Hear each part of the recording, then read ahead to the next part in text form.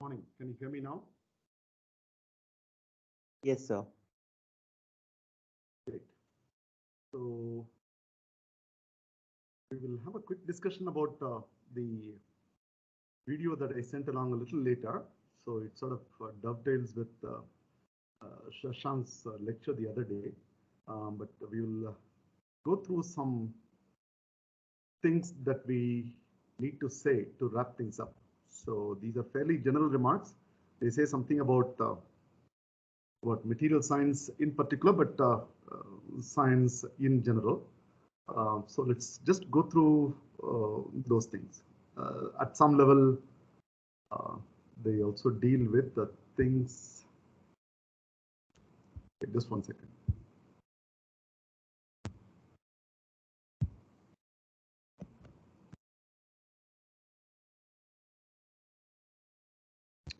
Yeah. So in this course, I mean, we have covered basically certain key elements of materials that people working in all kinds of materials would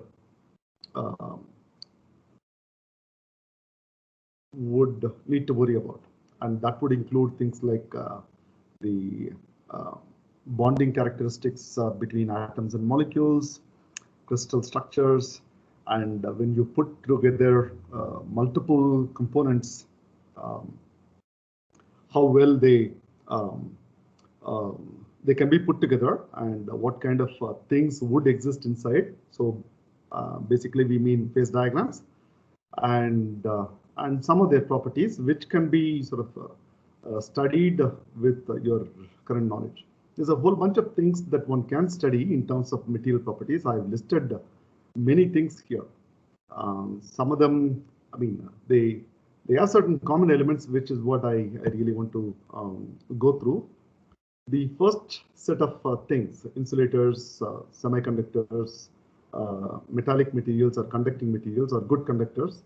Then you have superconductors and so on. And in the realm of magnetism, there is a wide variety of phenomena that one can study. But the key properties there that one starts with would be ferromagnetic materials and ferrimagnetic materials. And similarly, in the realm of electrical property, there are piezoelectrics and ferroelectrics. So you all have some idea about the insulators, semiconductors, and metallic materials, and so on. But in all of them, if you go deep into them, you would need to worry about all the things that we have studied. What is the bonding? If you take silicon, for example, what is the kind of bonding that exists there, and how it leads to the semiconducting property, and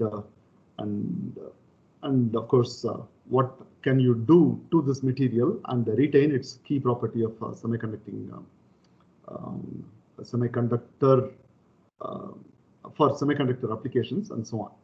So you would still need to think about all these things, and of course, the mechanical integrity is always there in any material. So if you put something on silicon and that other guy that you place on top has a misfit, then it introduces lots of stresses. The stresses can do many things. One is, of course, the worst thing, of course, is to destroy the mechanical integrity. The thin film breaks, for example. The other, of course, is that the stresses alter the properties in a very adverse way. And in that case, I mean, you have to think about other possibilities. So in all of them, you definitely need to think about them. But these are all still at some level classical things. And one is when we talk about classical things, then the new research here is about finding other materials that one can use for replacing the existing materials. For example, in the case of silicon and related materials, a whole bunch of other materials, the so-called 3,5 compounds, gallium arsenide and other things came up, but they have not replaced silicon in the modern microelectronics technology, but they possess other kinds of properties in addition to semiconductivity, and they are used in some of those. For example, gallium nitride was a key invention that made LED lights possible. Until then, I mean, they had made LEDs in certain part of the visible spectrum, but the gallium nitride made it possible to get white light. And the guy who made it happen for his very applied work, he got a Nobel Prize. This is a Japanese guy, I forget his name. So in all these cases, you are always looking for new materials. We have already seen some of the drivers. The new materials could be cheaper. New materials could be tolerant to, the range of parameters in which they show the relevant properties may be better. They are tolerant to alloying. They are tolerant to other presence of impurities. They are tolerant to defects. They are tolerant with respect to the presence of grain boundaries and dislocations and so on and so forth. So you try to come up with other kinds of materials which are cheaper. Cheaper materials tend to be made up of both cheaper ingredients and cheaper manufacturing techniques. Then, of course, there are strategic reasons. So you want to lower your country's dependence on other countries that may hold you ransom at some later point. We have already talked about the rare earths phenomenon.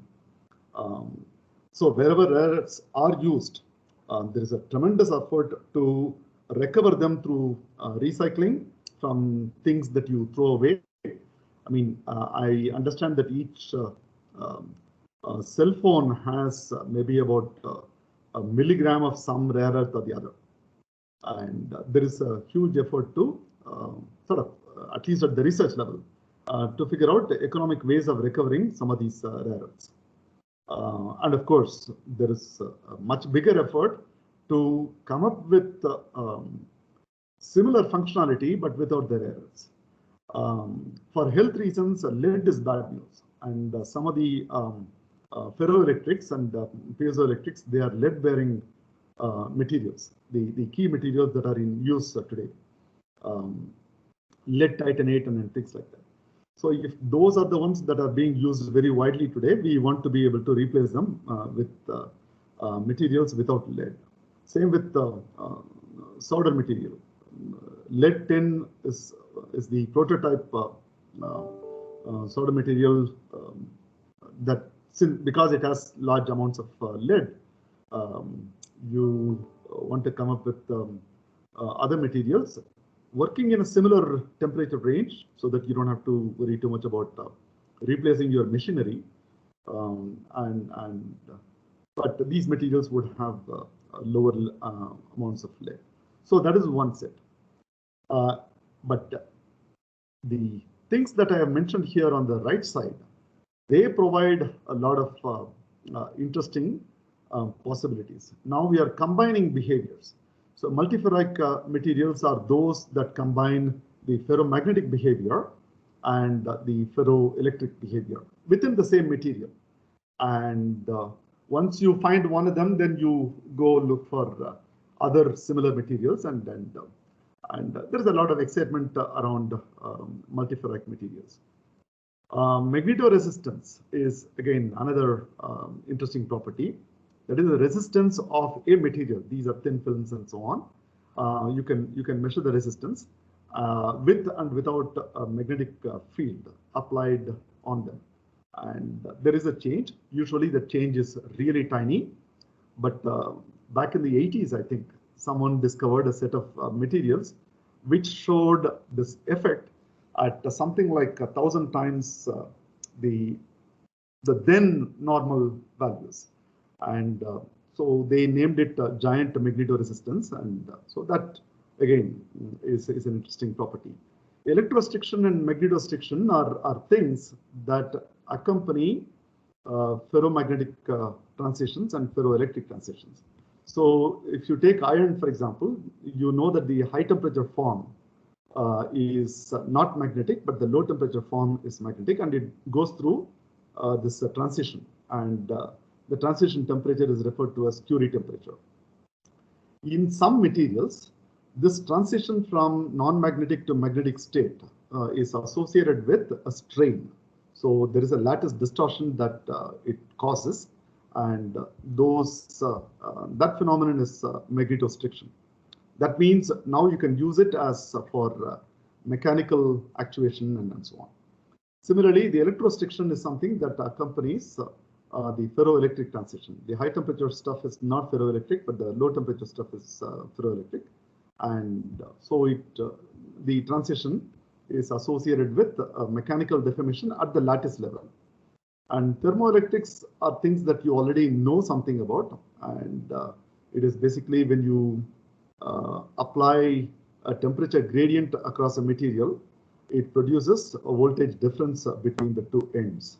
And this forms the basis of all kinds of thermometers that we use in the laboratories. But more recently, thermoelectrics became very popular as a subject of study because of this rather curious fact. I mean, modern energy transitions, we make use of a lot of fossil fuel, and we produce energy, typically some electrical energy or mechanical energy in the case of automobiles and so on. And eventually, I mean, it is done in some internal combustion engine type stuff.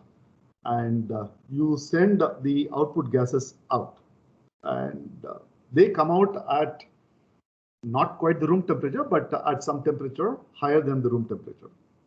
So that means they still contain some energy. And the question is whether that energy can be harvested in some useful form. And I mean, because of climate change and related worries, when somebody comes along and says, yes, it is possible to do this using a class of materials such as thermoelectrics, yeah, there is a lot of effort into creating new thermoelectrics which would do this job, which would harvest. Well, the exhaust gases are referred to as low-grade energy source. And so you want to extract the last bit of energy from such a thing, and thermoelectrics play a role. And the magnetocalorics are effectively the same as thermoelectrics. They do the same thing as well. In the presence of a thermal gradient, I mean, they produce a magnetic field, and or vice versa. So, all right, these are things that we have not really looked at, but when anybody who is working on these things would still have to go through all the things that we have studied. Bonding, crystal structure, phase diagrams, defects, and so on and so forth. So, all right, some special properties. I just threw these things out here. Take a look at them. Superplasticity is a phenomenon where in a tension test, under very, very special circumstances, those circumstances are low levels of stress, extremely slow deformation, that is rate of deformation is low, and this special property is observed when the temperature is in a zone, in a narrow window. So if all these conditions are satisfied, people discovered that something can be deformed up to an elongation of about well, 800%. That is, if you start with a 10 centimeter long piece, it can be deformed. The gauge length, that portion where the cross section is the same, can be deformed up to about 8 times the original length, of about 80 centimeters or so. That means we are talking about something that can be elongated to close to a meter. People create all kinds of records by studying other materials, other conditions, and so on. And I think the record is something like 1700%. And you will see dramatic pictures if you do an image search for superplasticity. And it can be used because material is deforming at a low temperature, I mean, at some intermediate to high temperatures, but under low stresses, and it doesn't fail. And that implies that shaping this is really nice. You can create complex shapes out of superplastic material.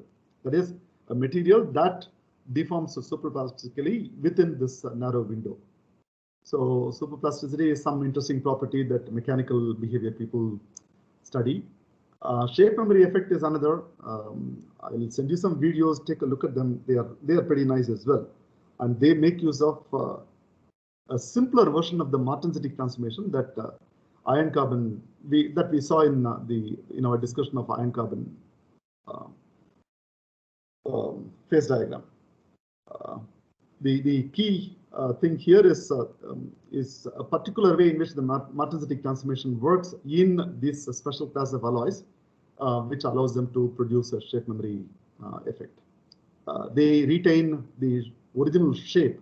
That means you produce a spring, then you bring it to low temperature, you deform it, and then you reheat it, and then slowly you watch it recover the original spring shape. So that's a pretty neat effect. And again, there's a lot of work that is going on all around the world, including in our department. In our department, Professor Satyam Suhas, Dipankar Banerjee, and others have been interested in this sort of stuff. Oxidatics are things that I already mentioned. These are things with a negative Poisson's effect, Poisson's ratio.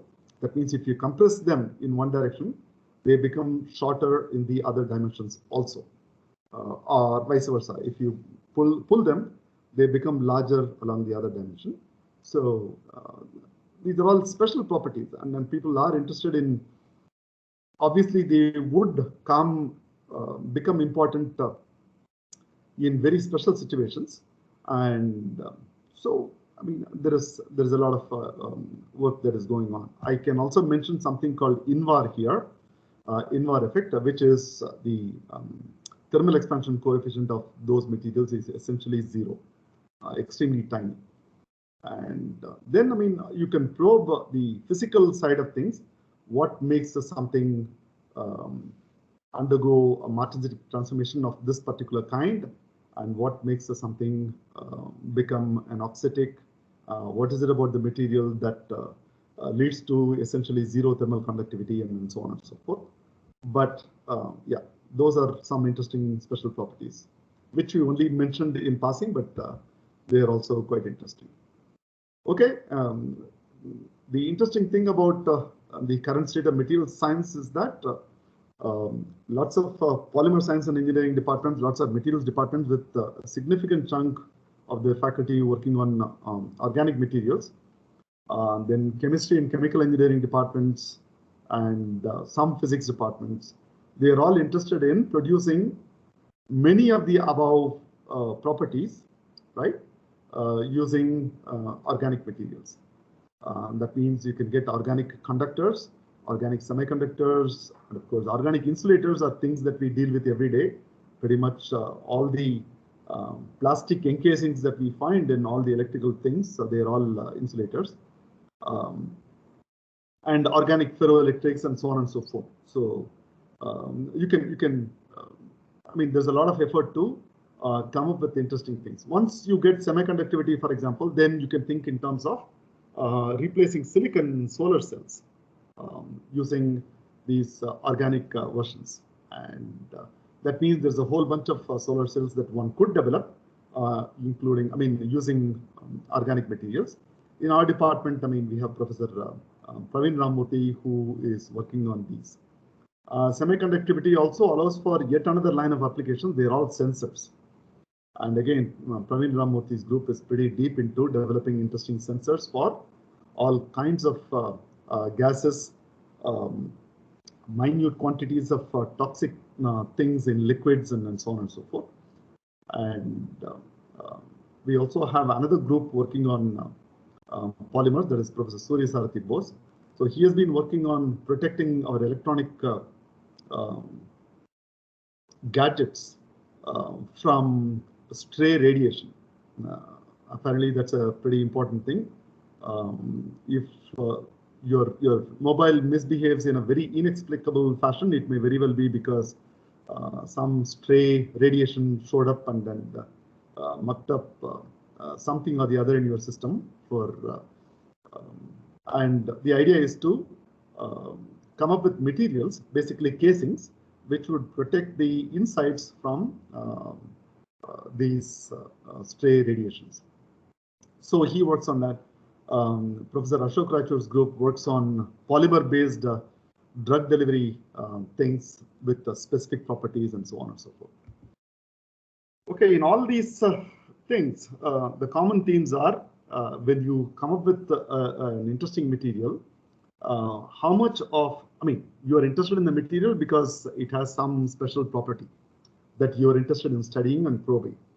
Then the question is, how much of the property is innate to the material? That means how much of it is because of the specific way in which the atoms and molecules came together, what kind of the kind of bonding that they have, and so on and so forth. And I've given some examples here: elastic modulus, semiconductivity, etc. These are things that are sort of innate in this particular sense. But how sensitive are these properties to defects and are alloying? And this is important because if it is not all that sensitive, it is great. That means it just makes things easier for people to make them. And so that is another question that you would want to ask. Does a behavior or property depend on microstructure?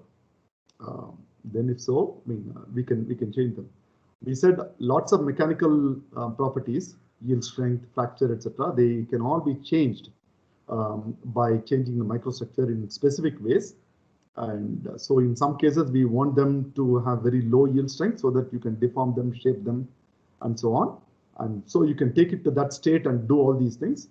And then finally, before putting it into applications, then you give it certain heat treatments, change the microstructure to one that will get you the right properties for the application. So that's, again, it is there in ferroelectrics, it is there in ferromagnetics, and so on and so forth.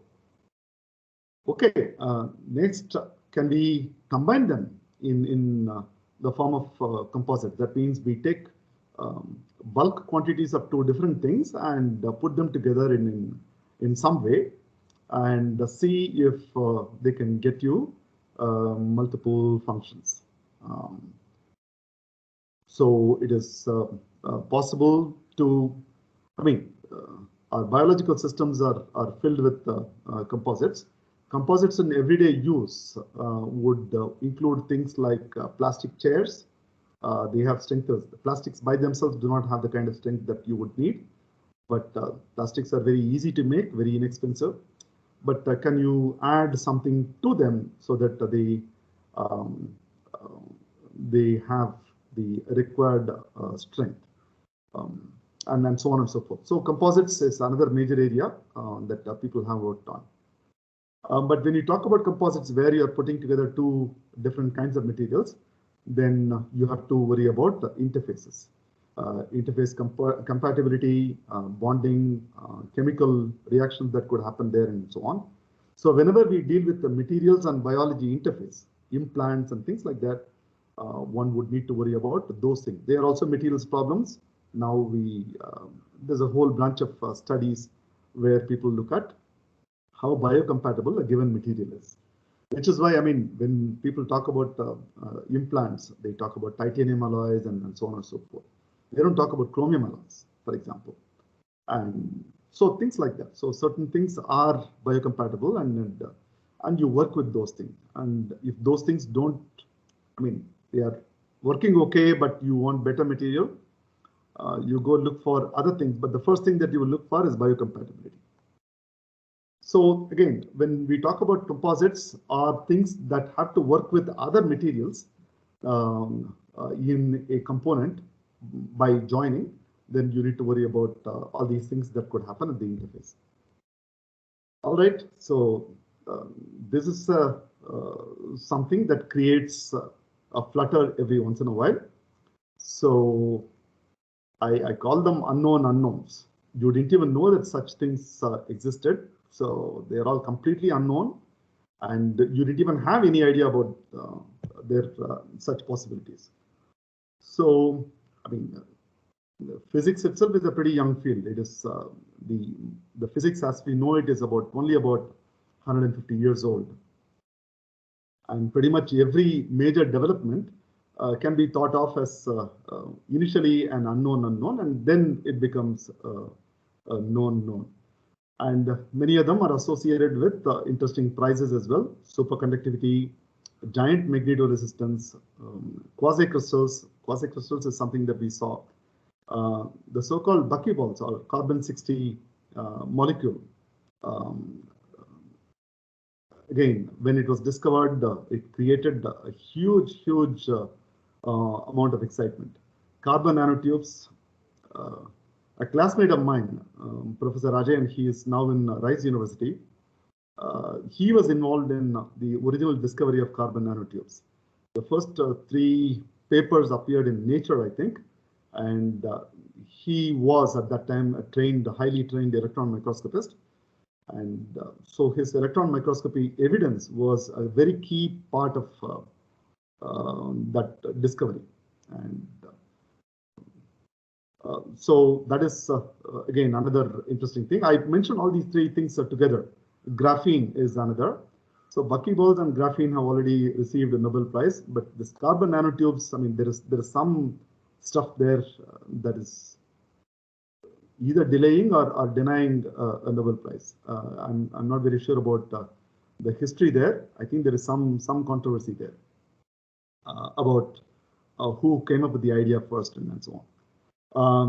Metallic glasses, these are, I mean, we have only studied metals in the context of crystalline substances, but it is possible to make metallic glasses. These days, you can also make them in bulk form.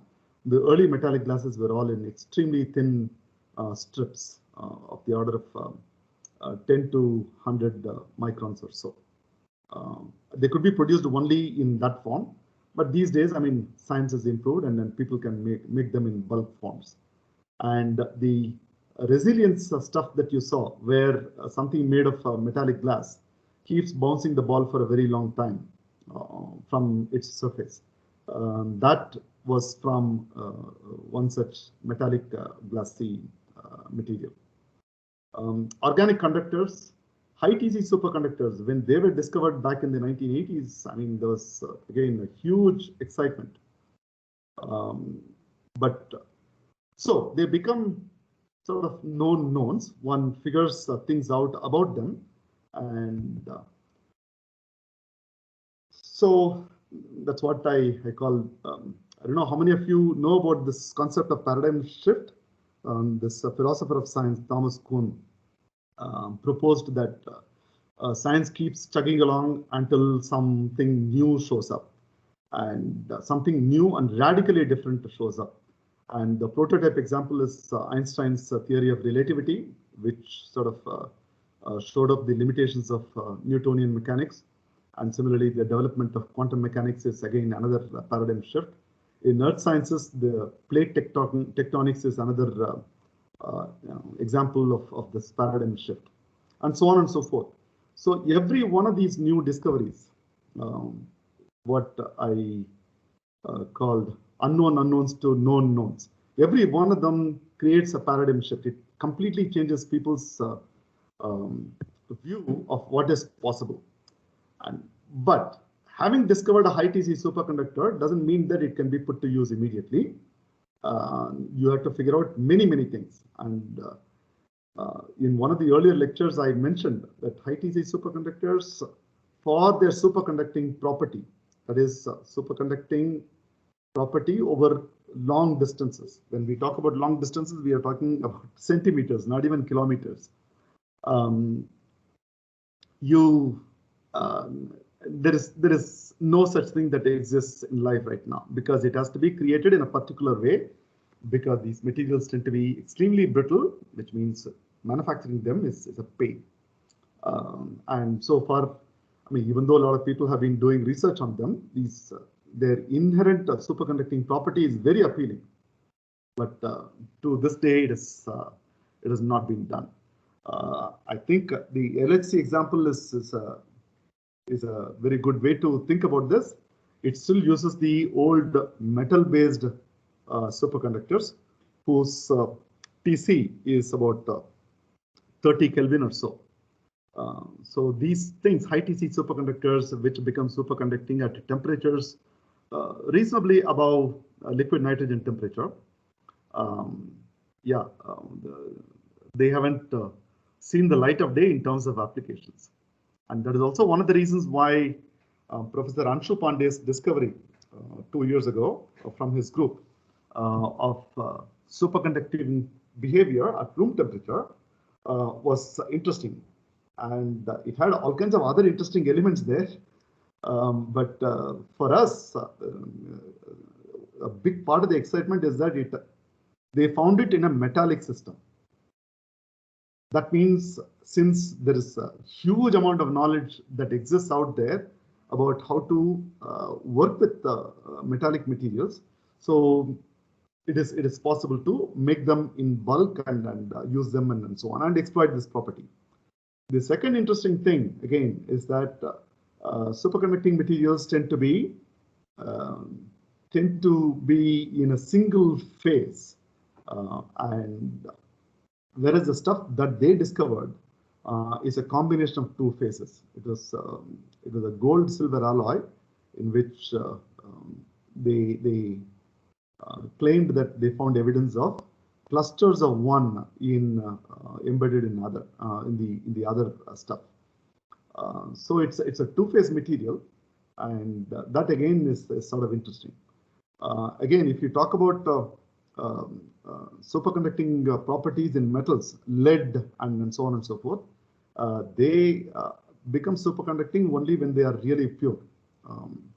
But here is a situation where, I mean, you get superconducting behavior in an alloy. So because there was a lot of, because of these reasons, there was a lot of excitement. So once that is done, I think it's only a matter of time before people jump in and look for other materials in the neighborhood. So gold and silver still, I mean, they are fine to work with, but if you can get the same thing in copper and aluminum, or even better, aluminum and iron, for example, then we are talking about something that can become a part of everyday technology. So you work with explore materials in the neighborhood. The neighborhood is broadly defined, similar electronic properties, similar dimensionality. Once graphene became very popular, people started looking at two-dimensional materials of all kinds of other things. Boron-based materials, then I think sulfides, certain specific kinds of sulfides, which again have a layered structure, and the bonding between layers is very weak. So you can make them in single layers or double layers and probe their properties and so on. Replace an element with something from the same group. So you have something with silicon, for example, okay, you replace it with germanium. You have something with in which zirconium plays a very important role. You change it with hafnium and then see what you can get, and so on and so forth. So again, there's a lot of excitement, lots of papers get written, but the long-term interest, once the phenomenon is established, the material is established, then there's a lot of effort to bring it to some interesting form where it can be put to use. There are interesting phenomena that people have discovered, but they haven't really found any major application, because of which those fields typically tend to sort of languish. Quasi-crystals now is in a similar state. Now it's a well-established field. Some Nobel Prize has already been given. Some groups are still exploring some of the interesting fundamental behaviors, but those kinds of research will continue only if quasi-crystals or some of the quasi-crystals that people have found suddenly show some interesting applications. For a brief while, they had a very interesting application, and that was that they became extremely sort of slippery. So they call it the Teflon effect, right? So immediately some French vessel manufacturer produced a whole bunch of vessels with a quasi-crystal coating. That means, I mean, you can cook something in it and it comes off very easily, and you don't have to, you don't have any major difficulty in washing it and so on. But that excitement also lapsed after some time. I don't know why. Maybe because they found some cheaper organic stuff that could do the same thing. But there is no viable super property that is associated with it. that makes it ideally suited for a specific application. So because of that, over a period of time, the interest in working on those materials will go away. They will only remain sort of interesting curiosities. Same with metallic glasses until people found a very interesting soft magnetic property in it. And so that kept the momentum going for some more time. But eventually, I don't think there is much that is going on there. There are small groups which are still probing the interesting aspects of these metallic glasses. When one could come up with a way of producing them in bulk came up about 20 years ago. Again, another renewed interest showed up, and people worked on it. And the resilience experiment is a result of one such effort. Now, I mean, you know that metallic glasses are nice and interesting and so on, but they are brittle. And if they are brittle, so a lot of effort is going on to make them at least a somewhat ductile. Even small amounts of ductility can be imparted. If that can be achieved, then one can think about interesting new applications for them. But until then, yeah, one has to wait for the verdict from history. So yeah, and finally, I mean, how best to make them, shape them, treat them. That is another round of research. Manufacturing is something that we have not really touched upon, but shaping them and treating them is important, and there is a lot of effort that is going on in most departments. So that's a very broad brush overview of interesting things in material science. This is what material science is about. But at some point, I mean, you can also say that this is what physics is about, this is what chemistry is about, and so on. So normal science to paradigm shift, I mean, it's whatever I've said here is something that would be applicable there also. But there is one key difference between materials and physicists, and this again is a very broad brush stereotype kind of stuff. Physicists work with really interesting and exotic things. The more exotic it is, the more excited they become. I'll give you one example where there is an interface with materials. Magnetic materials. Materials people want to work with a regime where the magnetic properties are stable, right? Whereas physicists like to work with magnetic materials near the Curie temperature where the properties change wildly. It is called the critical point, and this area itself is called critical phenomena. And there are all kinds of interesting things physically that happen in the material that you can probe. And you have theories of critical phenomena. In fact, Ken Wilson got a Nobel Prize for his work on renormalization theory that helps explain critical phenomena, phenomena near such critical points. There's a whole bunch of them. Ferromagnetic to paramagnetic transition is one such. Liquid to gas critical point again belongs to the same thing. So yeah, physicists tend to focus on those specific regions where all kinds of crazy things happen. Crazy things, which means wild variations in the behavior of the material in terms of specific heat capacity, magnetization, and so on and so forth. They are interested in probing the materials in that regime. But the materials people are interested in how to use that material. You don't use the material near the critical point.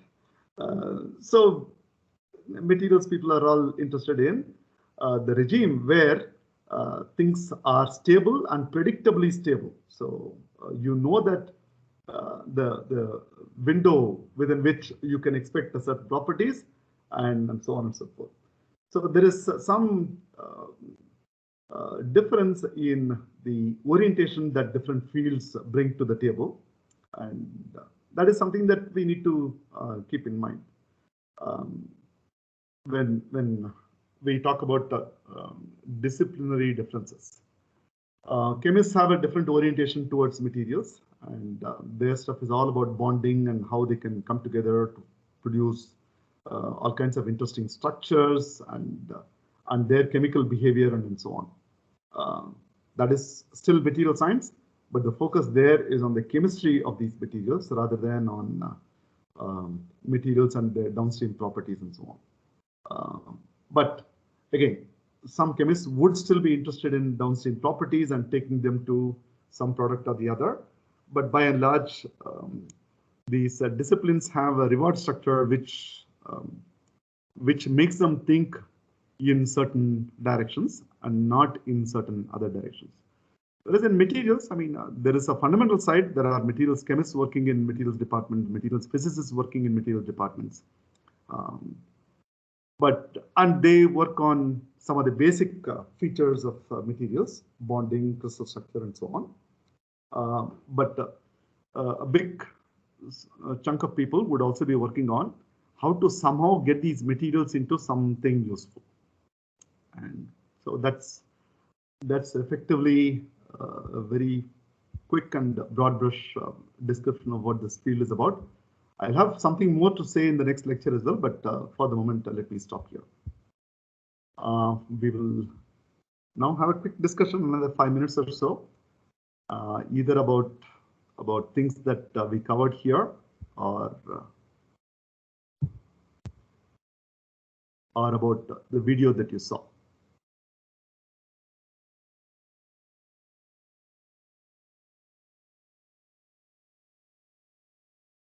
Okay, so I'll stop here. Any questions?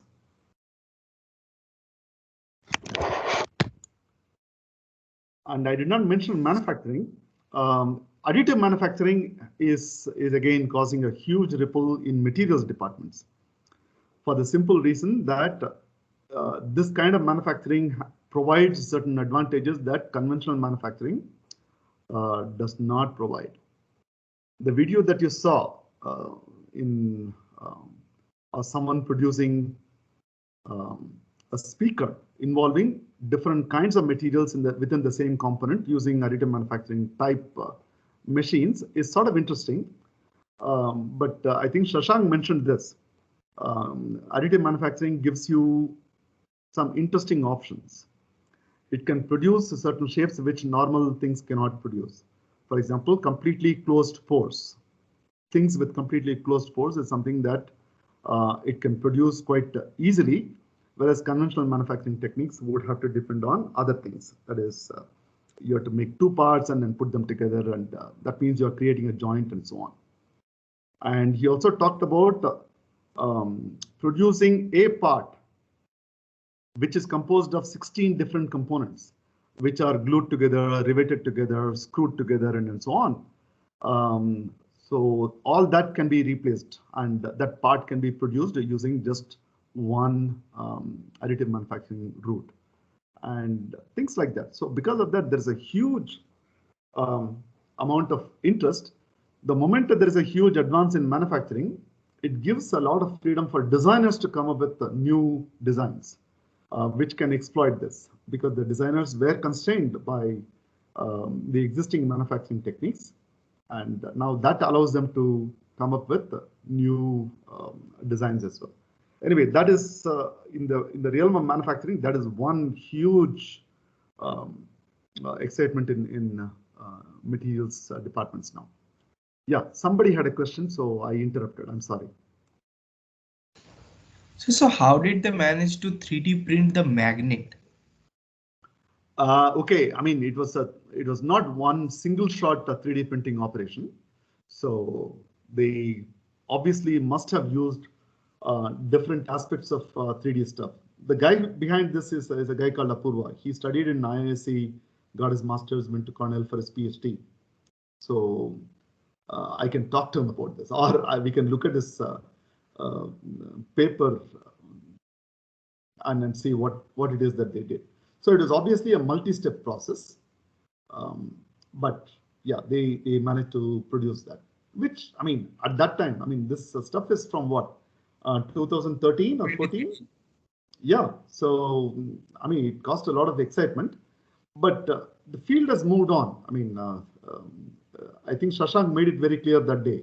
It is an interesting curiosity that somebody did as a proof of concept, but it is not a particularly great way to produce a speaker. But as a proof of concept, the concept is this: you can produce a component with multiple types of materials. There is plastic there is a magnetic component there in a particular shape, and so on. And there is a metallic element there. All that using this new thingy called 3D printing. Okay, I mean, it's still an exotic thing that they worked with, but I don't think that line of inquiry has really taken off. These days in additive manufacturing, there are interesting materials issues. For example, you're taking powders, you're creating a bed, and you're using an intense heat source to locally melt something and produce a solid there, right? That means you need to worry about the kind of powders you're using, and then how these materials interact with the laser or electron beam, so that localized controlled melting can happen.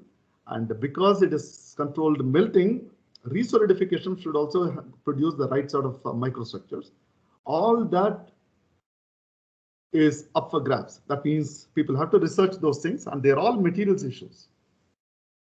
There is some interesting physics in terms of laser material interactions and the size effect, very fine powder as opposed to very coarse powder, and how those things interact with the lasers and stuff.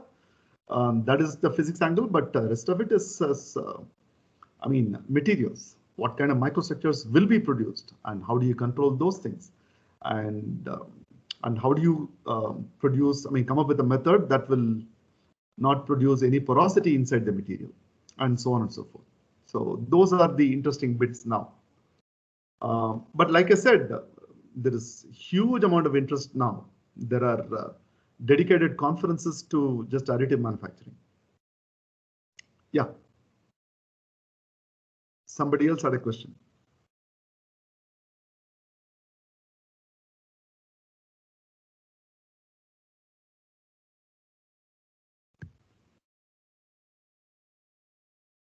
Okay. I guess I misheard. Hello, sir. Yeah. Yes, sir. I was asking. So, what like you mentioned that plastic chairs are composites, right? So I didn't quite understand. So what exactly do we mean by when we say a material is a composite? And I've heard like plywood is a kind of a composite. So could you explain that also?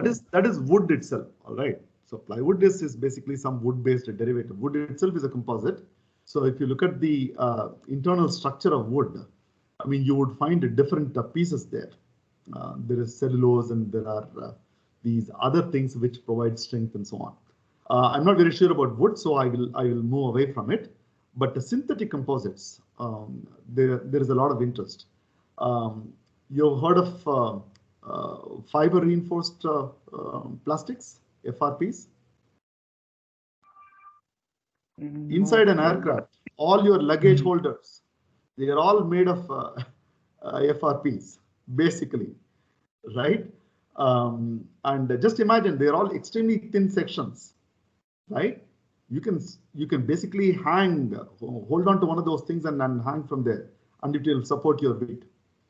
And these are extremely thin sections which are made of plastics. Plastics, again, are very useful because they are light, and up in the air you want something light. But plastics by themselves do not have the kind of strength that is needed, and of course the kind of fracture related behavior that you expect from them. So they are made using by weaving a bunch of fibers into something like a cloth, and then impregnating plastic, some molten plastic through the holes and so on, so that ultimately what you get is on the outside it looks like plastic, and on the inside it acquires its enormous strength from the presence of some of these interesting fibers. People in aerospace, people working on structures side of aerospace engineering, they would all be working on such materials. So these are woven fibers and surrounded by plastics. And in our department also, there is quite a bit of interest. Surya Sarathi Bose, Subodh Kumar and others, they are working on the materials aspects. When I say materials aspects, we are talking about, okay, what is the compatibility between the fiber and the matrix, the plastic matrix, and how can we improve those? And if the damn thing breaks, where does it break? What are the weak locations? Can we do something about them? Can we do something about the interface which makes them more compatible with each other so that the deformation and fracture can be modified in some way?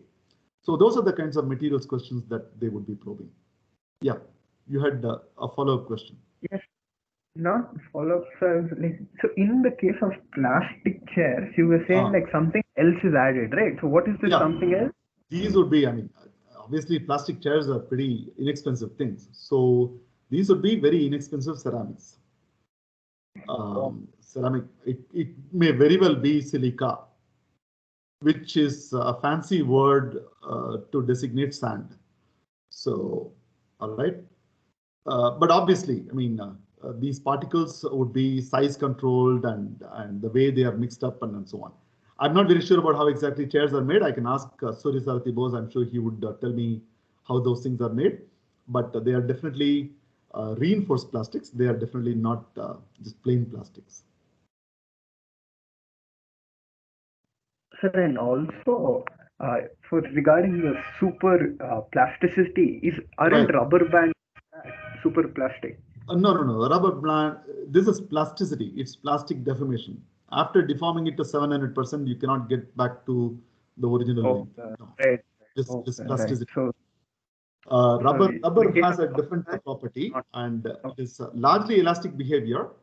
But if you keep using it, if you keep stretching it, etc., then it also undergoes some plastic deformation. That is why rubber bands eventually go bad. They become loose, right?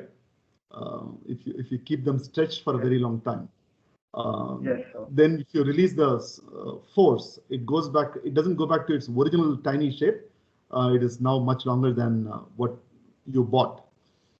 So there are issues related to that. But I mean, we haven't touched upon plastics much or polymer-based materials much. But again, that's just like we talk about high performance materials. I mean, there's a whole area of high performance polymers.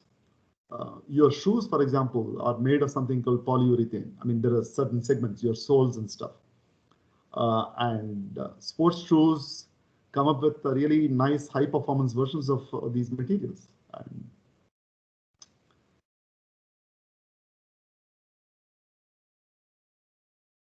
Okay, anything else? Okay, we are well past 10:30, so if you have other things to go to, you're welcome to. I'll stay on for a bit and then leave a little later.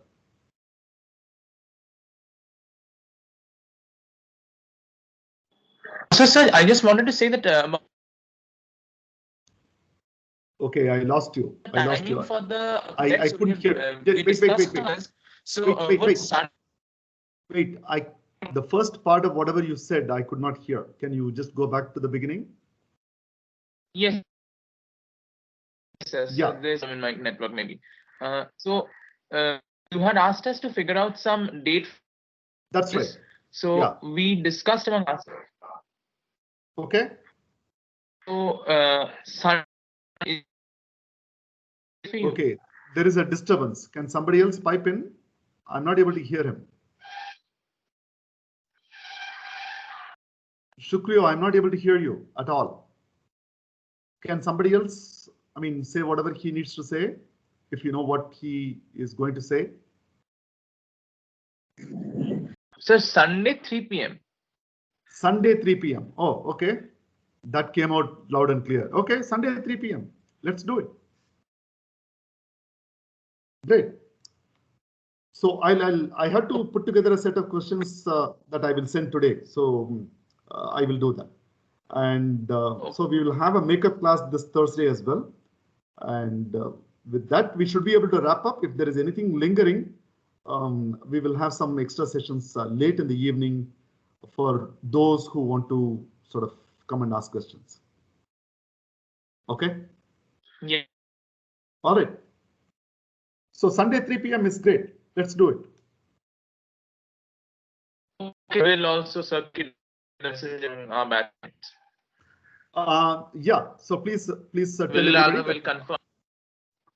Yeah, I will put out a note right away saying that Sunday 3 p.m. is when we are going to have 2 quizzes.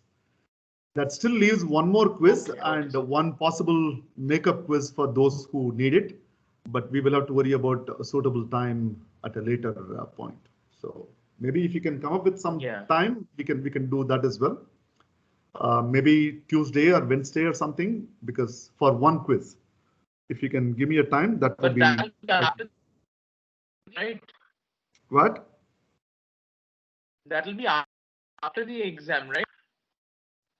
No, the makeup quiz will have to be after the exam, but we still have the 10th quiz, which is a part of our original agreement. So if you can give me about 15-20 minutes on another day, Monday, Tuesday, Wednesday, before your exams. Monday, you said you have some lab exams going on. So, that's why I'm not. Yeah. So if you can come up with something on Tuesday or Wednesday or even late in the evening, like I said, we can finish that last quiz also before the final exam begins. Post final exam, we will have one makeup quiz and we will do a viva. So it would be great if you could keep this. I mean, maybe on just the next day after the materials exam or something. Which one? Because we will not have anything right. Which one? The quiz, the makeup quiz. 10. Okay, we'll do that. I mean, if it is not possible to do it before the exam, it will have to be after the exam. Doesn't matter. So we'll do it. I mean, I'm not particularly worried about it. Don't worry. Okay. So Sunday 3 p.m. is good. So let's do it.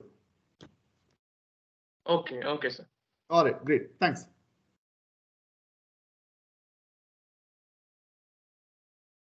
Thank you. Bye. Bye.